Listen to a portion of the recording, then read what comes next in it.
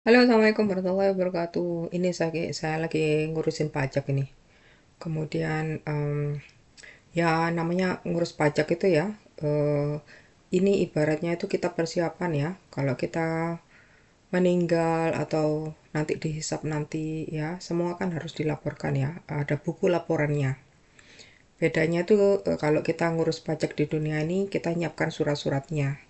Tapi nanti kalau di akhirat, surat-surat itu yang akan diberikan ke kita berupa buku, buku amal.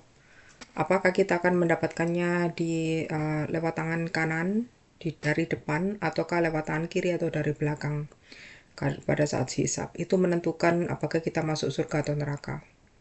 Karena itu saya terharu sekali membayangkan ini semua karena namanya manusia kita nggak akan lepas dari dosa dan saya memohon ampun pada Allah kalau pernah punya salah dan dosa dan minta maaf kepada teman-teman sekalian yang pernah kenal saya sejak kecil kalau ada salah juga. Kemudian saya teringat imam ini karena kemarin saya menerjemahkan salah satu kisah nyata bahwa ada seorang mukmin, seorang dai dari Saudi yang meninggal dalam keadaan tersenyum.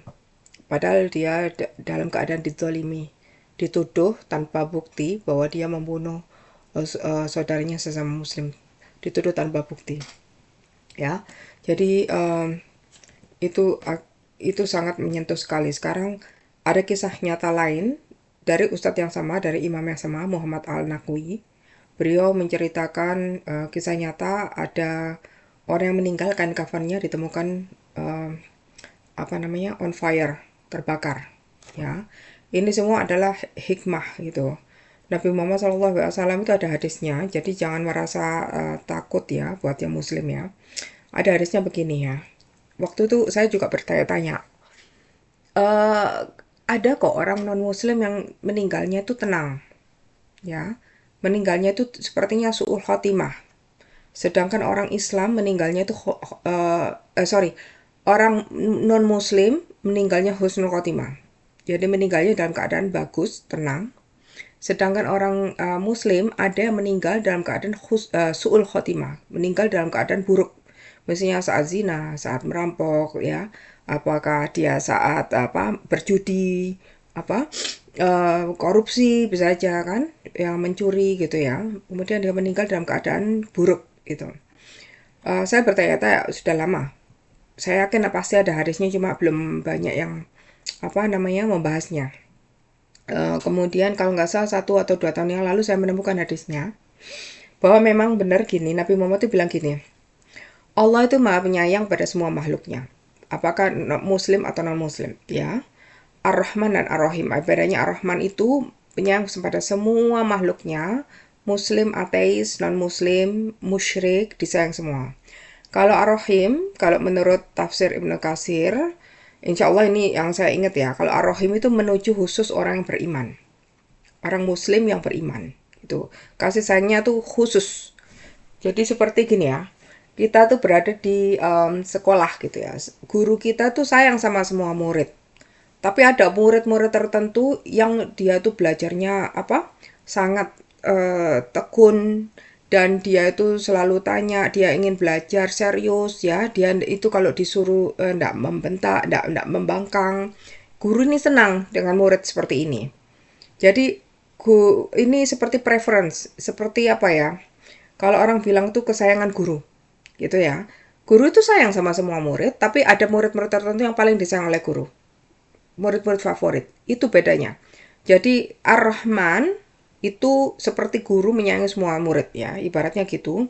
Ar-Rahim itu seperti guru menyayangi murid-murid tertentu yang jadi favoritnya. Itu aja gampangannya ya. Nah, sekarang saya menemukan hadis itu. Nanti kapan-kapan saya share ya. Hadis itu berkata gini, Allah itu Ar-Rahman, jadi menyayangi semua makhluknya, bahkan orang non-muslim pun disayangi. Lah, ada orang non-muslim itu yang hidupnya baik loh. Jangan salah, non-muslim itu jangan dianggap buruk loh ya. Banyak yang baik, walaupun ateis itu banyak sekali yang baik, yang dia suka membantu orang miskin ya, membantu rumah sakit ya, kemudian apa namanya, apa ya, sangat peduli dengan lingkungan ya, dia menanam pohon ya. Pokoknya dia tuh orangnya luar biasa baik gitu ya. Nah, Allah itu sayang sama orang kayak gini. Ar-Rahmannya Allah itu bentuknya apa? Kebaikannya orang itu dibalas itu nantinya di dunia. Misalnya dia menjadi sukses, kaya raya, bisa keliling dunia, ya. Misal contohnya Bill Gates itu kaya raya ya, tapi dia hatinya baik sebetulnya. Dia menyumbangkan uangnya untuk research ya, untuk malaria. Itu contohnya aja. Nah, orang-orang yang baik ini kalau hidupnya lurus-lurus saja, tidak pernah zina, tidak pernah mabuk, tidak pernah judi, pada akhirnya itu diwafatkan dalam keadaan husnul khotimah. Meninggalnya itu dalam keadaan kebaikan, karena itulah kebaikannya Allah, ar-Rahmannya Allah pada saat yang terakhir. Ibaratnya anak itu satu kelas itu lulus semua, gurunya itu sayang sama semua anak, ya, semua lulus, gitu loh. Kamu lulus, selamat ya nak ya, ibu bangga kalian lulus itu ya, satu kelas lulus ya. Tapi apa namanya, lulusnya ya itu aja, sudah selesai. Tapi murid-murid yang paling disayang sama guru itu bisa jadi dia diam-diam gurunya itu membuat hadiah tersendiri buat murid-murid favoritnya, apakah diajak makan-makan ataukah dia apa namanya, tetap berkomunikasi walaupun setelah lulus sekolah atau kuliah. Itu contohnya. Jadi Ar-Rahman itu Allah itu menyayangi semua makhluknya, bahkan ateis pun yang baik-baik akan meninggal dalam keadaan husnul khotimah. Meninggal dalam keadaan baik. Ya. Jadi kalau dia dalam keadaan baik, ya sudah. Setelah itu tidak ada pahala di akhirat. Kebaikannya cukup di dunia. Sedangkan orang muslim yang apalagi mukmin ya, itu kan disayang seperti anak favorit tadi ya. Nah, kalau dia tidak sempat apa namanya taubat, ya apalagi dia membangkang pada saat hidupnya itu, dia tahu misalnya suruh sholat, dia tahu sholat tapi enggak, dia malah sholat. Dia tahu enggak boleh judi tapi dia tetap judi. Dia tahu enggak boleh mabuk, dia tetap mabuk. Ya, orang-orang seperti inilah yang akan dihukum meninggalnya dalam keadaan su'ul khotimah walaupun dia muslim, dalam keadaan yang buruk. Dan kemudian dia mendapatkan dikubur itu dapat hukuman. Tujuannya apa? Tujuannya itu biar orang ini ketika dihisap suci, sudah dihukum gitu ya. Jadi seperti itulah. Nanti juga kalaupun dia masih banyak dosa, ketika dia dihisap, dia masuk neraka itu menyucikan dia, karena dia sebetulnya berhaknya masuk surga. Seperti anak-anak sekolah tadi, yang anak favorit tadi, bisa juga pada saat itu dia UMPTN misalnya, ujian masuk perguruan tinggi, contohnya, tiba-tiba dia dapat ujian, dia sakit, akhirnya dia nggak bisa masuk perguruan tinggi. Sakitnya ini itu adalah ibaratnya orang mukmin yang belum bertobat, kemudian dicuci dulu di api neraka. Setelah sudah bersih dari dosa, baru dia masuk ke surga. Gitu gambarannya. Nah, ini adalah cerita tentang su'ul khotimah. Bagaimana seorang muslim ditemukan meninggal dengan kafan yang berapi. Oke, mari kita dengarkan.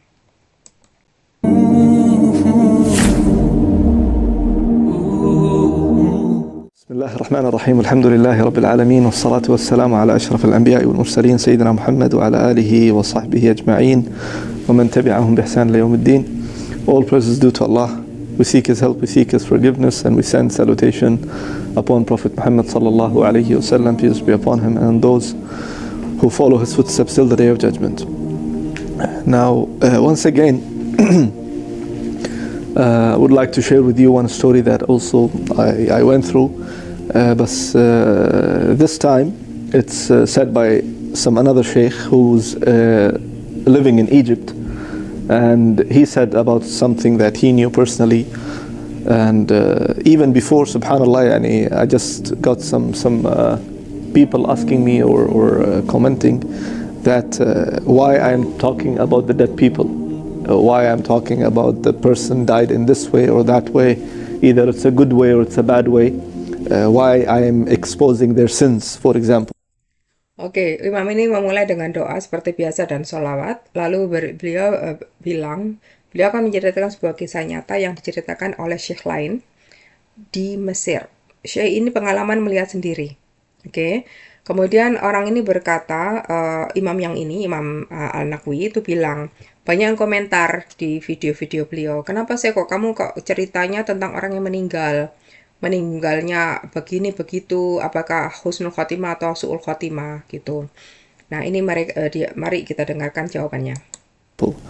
So first of all, يعني, there is a fatwa of the mashayikh that there is no harm in mentioning the stories of the dead people, either they died in a good way or a bad way, for ibrah, for us, for our lesson. Since you are not mentioning, or when you are not mentioning the person's name, where he is, or maybe you can mention where is he from, but since there is no any identity mentioned, his background or his name or his father's name or his tribe and this and that, then there is no exposing of that person. So this is just to make it clear, because many people, they are saying, why are you exposing? Jadi ternyata ada fatwa dari banyak ulama dibolehkan menceritakan keadaan mayit untuk menjadi pelajaran bagi kita yang masih hidup.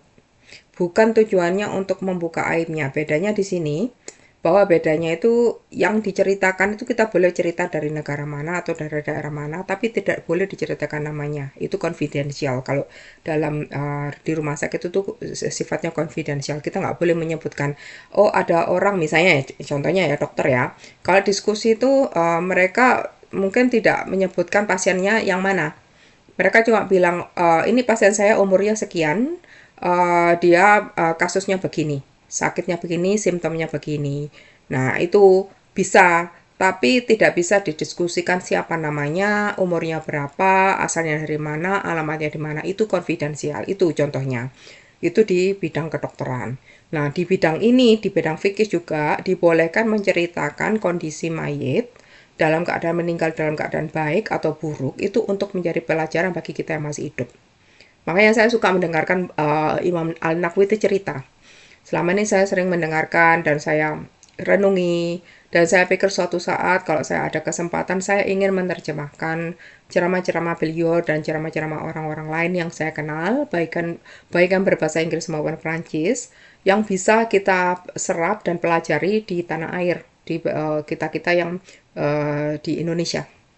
Jadi bagi Anda yang belum bisa bahasa Inggris bisa mendengarkan terjemahannya, ceramah-ceramah berbahasa Inggris, dan bagi yang nggak bisa bahasa Perancis saya bisa terjemahkan karena itu yang saya mampu. Saya tidak bisa berbahasa Arab, masih belajar, karena itu saya bisanya menerjemahkan dari bahasa Inggris dan Perancis. Itu cuma kemampuan saya dan mudah-mudahan menjadi ilmu yang bermanfaat. Or why Sheikh Abbas, for example, rahimahullah, why he's exposing. So no, he clearly mentioned it, that I'm not exposing, and I spoke to the mashayikh, and they told me, since there is ibrah and other people are getting lessons out of this certain incident, then there is no problem, inshallah ta'ala. Ya, seperti di video sebelumnya kan saya menceritakan tentang kisah orang yang meninggal senyum itu yang memandikan namanya Syekh Abbas. Nah, Imam Al-Naqwi juga menyebutkan contohnya kisah yang diceritakan oleh si Imam Abbas Al-Abbas itu boleh diceritakan karena itu kita mendapat ibrah pelajaran itu bahwa mayat itu, orang itu, Masya Allah, dia seorang da'i, hidupnya lurus aja, tapi didolimi, meninggalnya di dalam keadaan didolimi, dituduh ya, seperti Nabi Yusuf, dituduh tanpa bukti, sampai urusannya itu panjang dan tidak bisa keluar dari negara kafir itu tadi, karena dituduh tadi. Walaupun pemerintah Saudi menyuruh ambassadornya Saudi itu berusaha untuk membebaskan beliau, tapi akhirnya beliau meninggal dalam tahun keempat. Itu qadarullah seperti itu. Meninggalnya dalam keadaan didolimi itu, walaupun dia sedih bagaimanapun, ternyata dia senyum ketika dia meninggal. Itu cerita yang video sebelumnya. So now this sheikh is mentioning about one lady, and she lives in a place in Egypt called Sharqiyah. Oke. Sekarang ada kisah nyata, ada seorang wanita yang tinggal di Mesir, di daerah namanya Syakia, ya. Ini ada Syekh yang menceritakan ke Imam Al-Naqwi. And she's a doctor in Oke, dia adalah seorang dokter. one of the biggest hospitals in Cairo. Ya, dia bekerja di salah satu rumah sakit yang paling besar di Kairo, di Mesir ya. Now, unfortunately, this sister, she start working in that specific hospital, and unfortunately, she is among those who are putting full makeup, no hijab, full perfume, and high heel, and going. And beside all this, what she's doing, Allah gave her the beauty. Oke, jadi dokter ini Masya Allah, dia tuh diberi kecantikan sama Allah, tapi dia suka memamerkan kecantikannya. Jadi dia suka pakai baju yang sangat ketat, yang inilah yang mengundang perhatian orang laki ya. Kemudian pakai sepatu hak tinggi, dia pakai make up, dia pakai parfum ya. She's beautiful. So besides she is beautiful, she is making it more, in front of other people by putting the makeup and by making her hair and according to the sheikh and what he knows from her story and what the people said, that the family member that spending more than half an hour every day before leaving house in front of mirror, Jadi saking sukanya pakai make up, dia setiap mau keluar rumah itu bisa memakan waktu 30 menit sebelum untuk bersiap-siap keluar rumah itu untuk pakai make up dan berdandan ya. Itu setiap hari itu. an hour. Makeup and this and that and powder and I don't know what you call it. Ya, jadi 30 menit sampai 1 tahun make up bedak atau apa aja ya, maskara dan sebagainya ya. And the way she leaves, there is, you can say, a wave of a perfume, Jadi kalau dia keluar atau dia berjalan, kita bisa bau parfumnya dia. following that lady because she's completely, almost swam in a perfume, before she is leaving. She almost pour the alcohol or whatever you call it, cologne or perfume on herself. Ya, saking banyaknya parfumnya kita bisa bau dari jarak jauh ya kalau dia lewat ya. Jadi itu saking banyaknya parfum yang dia pakai gitu maksudnya. Into extent that the women, the sisters, other sisters are getting more fitna by looking at her than the brothers. Ya, to the extent artinya bahkan pada gara-gara dia begitu mempesona seperti itu ya. Orang perempuan, jadi sister lainnya, orang wanita lain itu terfitnah oleh dia. Artinya apa? Wanita-wanita lain jadi ingin seperti dia gitu loh. Dibanding orang laki. Orang laki di Mesir itu banyak yang masih imannya kuat, jadi menundukkan pandangan. Tapi wanita-wanita melihat orang itu, udah dokter, cantik ya, bajunya seksi ya, kemudian pakai make up, pakai parfum, rambutnya bagus. Pokoknya dia tuh jadi idola gitu loh. Jadi wanita-wanita akhirnya ikut seperti dia. Can you imagine? The sisters getting more fitna by looking at her and leave the brothers aside. So some of the sisters, by looking at her and her beauty and the way she is dressed up and the high heel and making noises and while she's walking and all this, so some other ladies, those who are wearing hijab, now they are feeling, sad and depressed that, look at her beauty, look how she dressed up and all these things.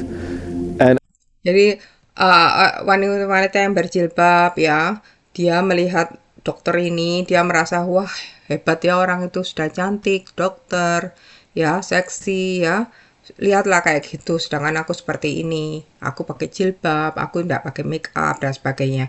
Padahal orang-orang yang berjilbab sendiri juga tahu bahwa mereka diharamkan mengundang fitnah orang laki dengan mengundang mempercantik diri. Namanya tabarruj, itu kita diharamkan terlalu menor, terlalu banyak make up, pakai parfum atau berdandan yang mengundang orang laki-laki. Itu dilarang dalam Islam.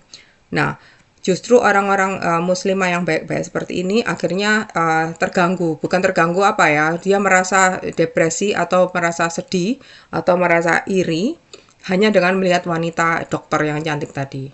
And Allahu Alam, how many people really, removed their hijab or maybe start wearing makeup or start putting perfume because of that sister, and all that actions are, against that sister. Oke. Dan wallah alam berapa banyak wanita yang akhirnya ikut-ikut melepas jilbabnya karena di Mesir ya, negara muslim ya. Banyak yang masih kuat agamanya, tapi gara-gara wanita dokter ini akhirnya orang-orang itu ikut melepas jilbabnya, kemudian mungkin berdandan dan mengikuti gaya hidup wanita ini. Who's a doctor? Not only that some of the brothers looking at her and her beauty and the way that she is putting makeup on herself and the way she is walking and all these things, that perhaps how many young people, men, went back home and they have desire because just by looking at her, their desire start moving inside and they went home and start doing something haram individually. Dan wallah alam berapa banyak laki-laki yang begitu melihat dokter cantik ini, dia punya hasrat dan dia pulang ke rumah, kemudian melakukan sesuatu yang haram karena dia tidak punya istri. So imagine all that sin of these people are on that lady. Jadi gara-gara wanita ini dia tidak menyadari bahwa dosa orang lain itu dia ikut nempel ke dia gitu loh. Maksudnya itu dia nggak sadar bahwa apa yang dilakukan itu kenapa dilarang sama agamanya, karena dia menimbulkan fitnah sedemikian besar itu tadi, sehingga orang lain akhirnya ikut berdosa dan akhirnya dia ikut bertanggung jawab. That sister, doctor, those married men looking at her and being amazed, sin of these people are on that lady, that sister, doctor. Jadi itu ya, kita tidak tahu berapa banyak orang yang berdosa gara-gara dokter ini. Dia nggak sadar dia membuat fitnah sedemikian besar ya. Those married men looking at her and being amazed by looking at her and the way she walks and the way she talks and the makeup and all those things, they are going back to their houses and looking their wife and fighting with their wife because you just look at yourself, you look like a clown. Berapa banyak orang laki-laki yang melihat dokter cantik ini kemudian pulang ke rumah, kemudian bilang ke istrinya, kamu kok enggak cantik, kamu seperti badut. Itu karena dia membandingkan istrinya dengan wanita tadi, dengan dokter tadi. Look at your clothes, look at yourself, and this and that. So they are comparing and having problems and fights at home and whatsoever. Jadi akhirnya rumah tangga orang itu akhirnya bisa retak gara-gara fitnah sedemikian besar itu.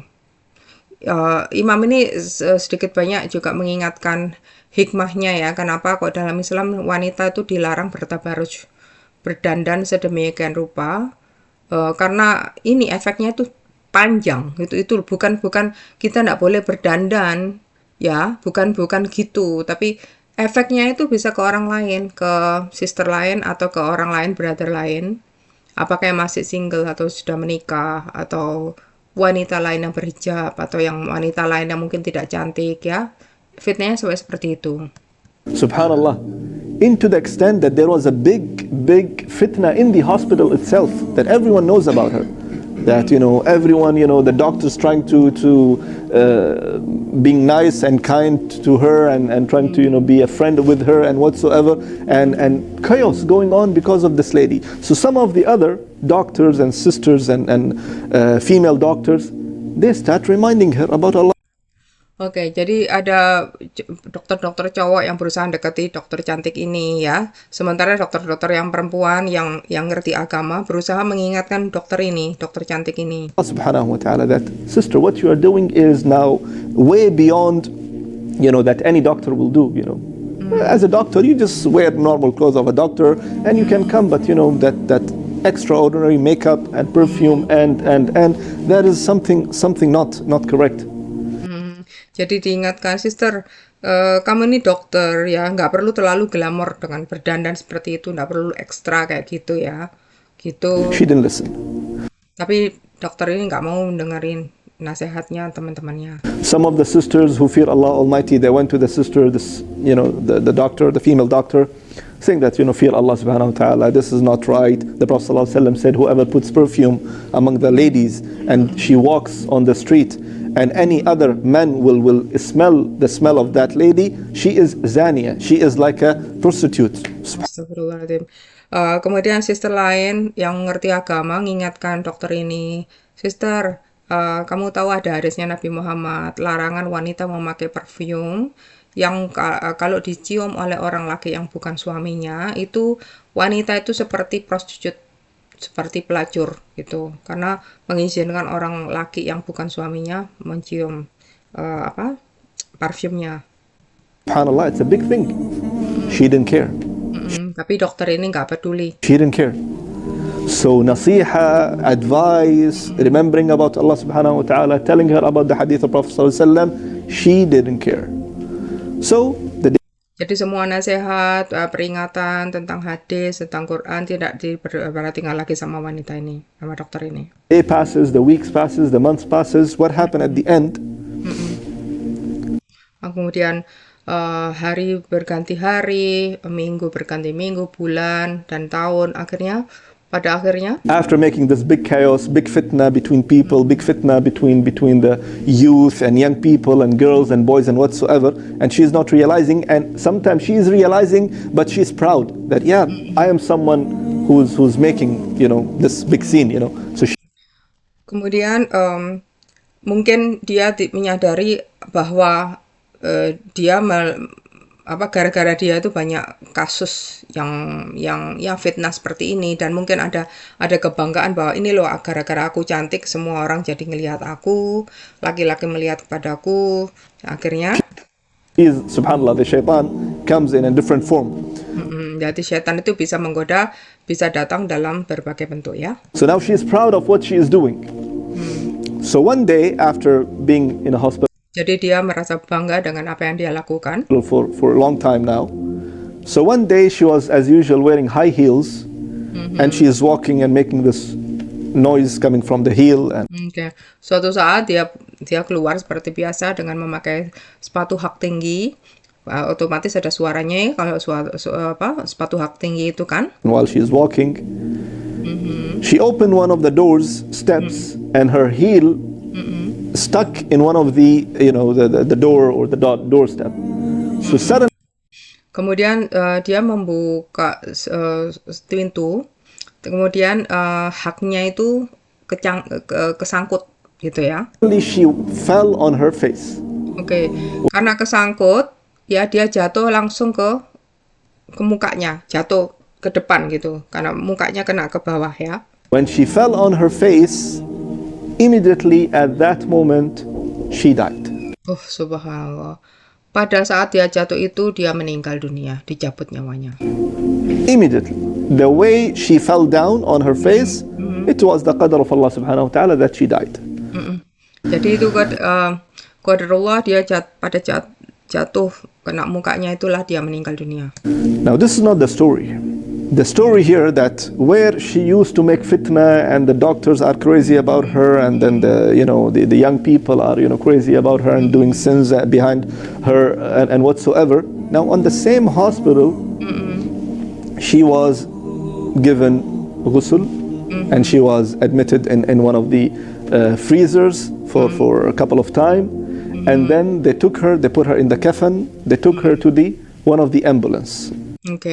Jadi dia meninggal di rumah sakit yang sama tempat dia bekerja, kemudian otomatis ya setelah dinyatakan meninggal dimasukkan ke freezer dulu kan, biasanya minimal kan 2 jam ya untuk melihat rigor mortis. Kemudian dibawa ke ambulan untuk dimandikan dan dikafani. While the ambulance now going from the hospital all the way to the graveyard, the man starts smelling something unusual in the car. Jadi sebentar, ini kalau nggak salah in the coffin, freezers. Ya, jadi di rumah sakit itulah dia akhirnya dimandikan dan langsung dikafani, kemudian dibawa ambulan itu mau ke penguburan ya. Kemudian for a couple of time, and the man starts smelling something unusual.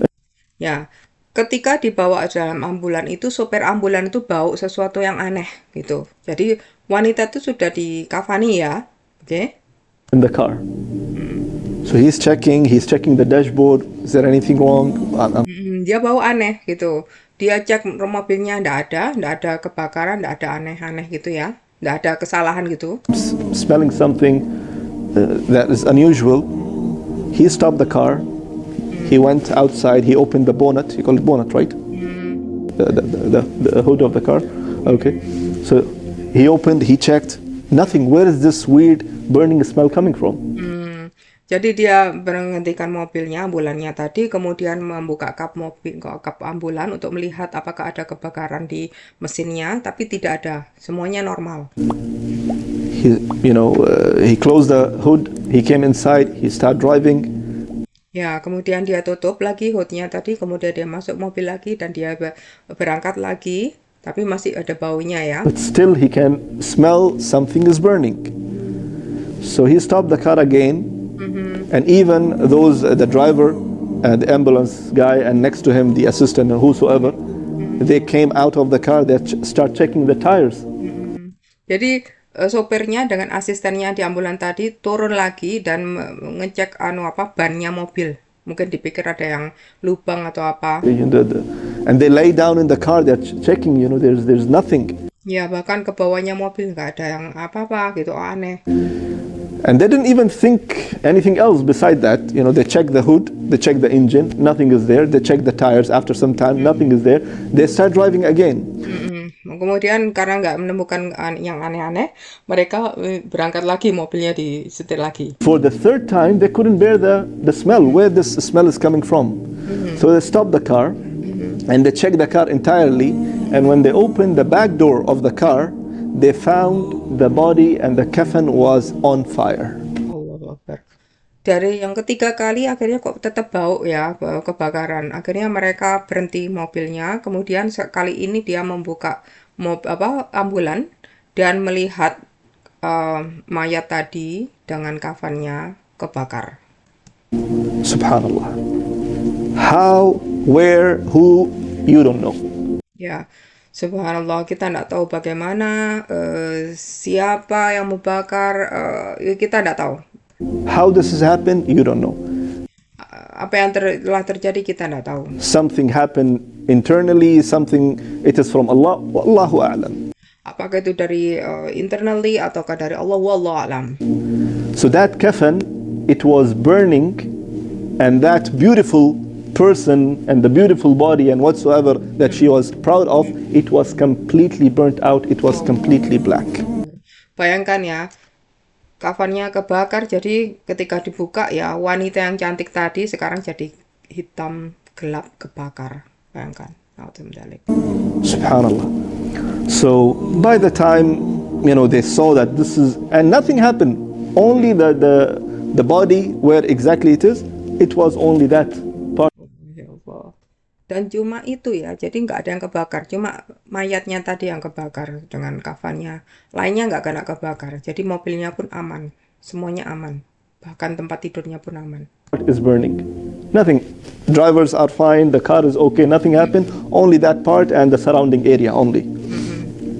Oh, cuman mayatnya dan surrounding area dan tempat sekitarnya, jadi mungkin tempat tidurnya juga akhirnya kebakar juga. So they called the people that this is what exactly happened. The management sent another car. They took her, and the thing is that her body is completely burnt out. The coffin was completely black. They couldn't do anything about it, and jadi akhirnya mereka telepon ke manajernya. Akhirnya manajernya ngirim ambulan lagi dan ya dipindah ya mayatnya ini. Tapi ya mereka nggak bisa berbuat apa-apa, mayatnya sudah kebakar gitu, kafannya kebakar dan badannya sudah hitam legam. All they did is they wrapped her in a new coffin and they put her as it is in the qabr. Oke, jadi mereka mau nggak mau memberi dia kafan baru dan akhirnya dikubur seperti itu, karena sudah dimandii kan. And the Prophet ﷺ said in a hadith, as the ulama mentioned, that if you die on a certain thing, on a certain action, you will be resurrected on the certain action on the Day of Judgment. If Akbar. Dan ada hadis bahwa Rasulullah SAW bersabda, kalau kamu meninggal dalam keadaan tertentu, ya, atau melakukan sesuatu pada saat itu, kamu akan dibangkitkan dalam keadaan seperti itu. Someone dies on sujood, he will be resurrected on the day of judgment in a sujood Misalnya orang yang meninggalnya dalam keadaan sujud, dia akan dibangkitkan dalam keadaan sujud. position. The one who died in a bad way, in a bad condition, he will be resurrected on the day of judgment on bad condition. Dan orang yang meninggal dalam keadaan yang buruk, dia akan dibangkitkan dalam keadaan yang buruk. And subhanallah, that's why, it is our duty, my brothers and my sisters, those who are watching, that we should fear Allah subhanahu wa ta'ala. It is not randomly that Allah mentioned in the Quran, قُلْ لِلْمُؤْمِنَاتِ, tell the believer women, to lower their gaze and put hijab on themselves, and many other ahadith of the Prophet sallallahu alaihi wasallam, that not putting the perfume, not making the fitna. The other hadith of the Prophet sallallahu alaihi wasallam, when he went to the Isra al-Mi'raj, he says, I saw the most of the people of the hellfire, I saw them the women. It's not that we are against women. No, even men will be in the hellfire. But why women? Because they are the one who can make more fitna than the men. Jadi itulah Nabi Muhammad kan sering bercerita ya bahwa ada larangan memakai parfum atau bertabarut ya, bersolek yang sedemikian rupa karena bisa menimbulkan fitnah ya. Itu kenapa? Bukan karena Islam itu benci sama perempuan, tetapi justru mencegah fitnah. Karena wanita itu lebih mudah memberikan fitnah daripada orang laki-laki. Sekarang kalau kita lihat kenyataannya aja, siapa yang lebih banyak fitnahnya daripada orang laki? Bahkan orang bule-bule aja mereka bajunya masih sopan. Sedangkan wanita kalau musim panas itu sudah buka-bukaan. Ya. Sekarang gini aja, kalau misalnya ada wanita pakai bikini makin lama makin terbuka ya, sedangkan orang lakinya tuh sopan, celananya tuh sopan tuh celana renangnya. Itulah wanita itu lebih mudah menimbulkan fitnah karena itu dalam Islam dijaga. Karena fitnahnya wanita itu bukan cuma untuk dirinya sendiri, tapi kena ke orang sekitarnya, bisa mempengaruhi orang yang sudah menikah atau yang masih single, bahkan orang wanita lain, ya itu fitnahnya besar sekali. Jadi kita mendapat ibrah dari kisah ini karena ini kisah nyata. Imagine, and this was one of the discussions that was going on with me and one of the brother, a student of knowledge, that see how sensitive this issue is, that when the sister walks out in the market or even comes on the social media, now she is not wearing hijab, right? She is not, in abaya. She is putting, makeup and whatsoever. Now anyways, while she is walking, coming out from the house in that condition, all the way she goes back to the house in that condition, she is getting sin. There's no doubt. But how many people are watching her? She is walking 10, 20, 30, 50, 100. She is not getting now her sin. She is getting the sin of all these 20, 30, 100 people watching her.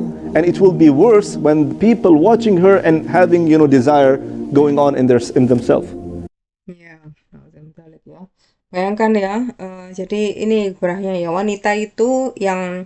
wanita-wanita yang tidak mau menurut ini agama ya, mereka tetap bertabarut ya, bahkan pakaiannya ketat dan sebagainya ya. Ini kalau contohnya ya, kalau dia jalan ke pasar atau ke supermarket, dosanya dia jelas sudah dosa ya. Tapi dosanya orang lain itu gara-gara dia, fitnahnya itu. Orang laki jadi punya desire ya, keinginan yang tidak-tidak. Itu wanita ini ikut mengundang gitu loh. Mengundang dosanya orang lain. Akhirnya dia ikut berdosa gitu. It's more worse when, and in the dangerous condition when it's on the social media. Nah, apalagi di sosial media. Sekarang banyak kan? One click, one video, one snap, whatever you call it, and mashallah, thousands of people watching her. Iya. Jadi ya satu klik, satu share, semua ribuan bahkan mungkin jutaan orang melihat dia. All those who are watching her without hijab, without this and without that, plus those who are having this desires towards her, all this millions of people and thousands of hundreds of people will be on her scale on the day of judgment. Jadi itulah. dosanya orang lain itu akan ikut numpuk ke orang-orang wanita-wanita seperti ini di hari kiamat nanti. Banyak kan yang influencer sosial media baik mengajari tentang memakai jilbab, tapi dia memakai make up yang tebal-tebal, akhirnya orang jadi melihat bentuk tubuhnya itu, ya Allah, naudzubillah. Ini ajakan untuk ibrah karena ini kisah nyata ya, bukan dibuat-buat ya. So that's why it's scary, subhanallah. Yani. That's why the Prophet ﷺ, the deen, entirely, the deen told us, to protect ourselves, وَأَهْلِيكُمْ نَارًا. Protect yourself and protect your family members. Jadi mengerikan sekali, makanya betul juga kan, dalam Islam itu Allah menyuruh kita melindungi diri kita sendiri dan keluarga kita dari api neraka. From the hellfire, or from the fire of the hell. So I ask Allah subhanahu wa ta'ala to make us among those who are always taking the heed out of these stories. And we are not just mentioning these stories for nothing, no, except for ibrah. Yani. We don't want to die in a bad condition, so we will be resurrected in front of Allah subhanahu wa ta'ala and the entire khalaiq, entire human being on the day of judgment, and we are on a certain act. A'udhu billah. Jadi itulah kita perlu mengambil ibrah pelajaran dari kisah ini atau kisah-kisah yang akan disampaikan oleh imam ini dan juga banyak imam-imam lain. Insya Allah pelan-pelan saya akan terjemahkan. Tujuannya apa? Agar kita tidak menjadi orang yang merugi. Karena kalau kita meninggal dalam kondisi yang buruk, itu kita akan dibangkitkan dalam kondisi yang buruk juga. Na'udzubillah. Bayangkan dibangkitkan dan semua manusia dari zaman Nabi Adam sampai orang terakhir yang hidup akan melihat seperti apa kita. Na'udzubillah. In fact, we try our best to be, alhamdulillah, in da'wah field, in ibadah, in Quran and dhikr and whatsoever. So we ask Allah subhanahu wa ta'ala that we die on that specific act, so we will be resurrected in front of Allah subhanahu wa ta'ala on that. And that's remind me about the previous story, if you remember, the one. Jadi itulah kita berdoa ya, kita berharap bahwa kita akan meninggal dalam keadaan husnul khotimah dan dibangkitkan dalam keadaan yang baik. Who gave da'wah to the people, and then his friend died, and they accused him and they put him. He died in the prison while he is giving da'wah. And inshallah he will be resurrected in front of Allah subhanahu wa ta'ala while he is giving da'wah. And this. Ya, persis seperti cerita sebelumnya yang saya terjemahkan, orang yang meninggal dunia di penjara, dia dituduh tanpa bukti bahwa dia membunuh temannya. This is what we want. Tetapi pada akhirnya dia meninggal dalam keadaan dizalimi. Tapi selama di penjara dia selalu berdakwah dan banyak orang yang masuk Islam di penjara itu. Jadi dia meninggal dalam keadaan baik, dalam keadaan berdakwah. Gitu. So this is a short reminder for myself and my brothers and sisters as well, and ask Allah subhanahu wa ta'ala to make us among those who are always getting the ibrah whenever we go through any incident or any story or even tafsir of the Quran or the hadith of Prophet Muhammad sallallahu alayhi wa sallam. Jazakum Allah khair. And if you have anything to add, if you have anything to say, barakallahu feekum wa sallallahu sallam ala nabiyyina Muhammad wa ala alihi wa sahbihi ajma'in. Jadi inilah ibrahnya, dan dia ingin mengingatkan diri sendiri dan orang-orang yang menonton video ini agar kita menyelamatkan diri sendiri ya.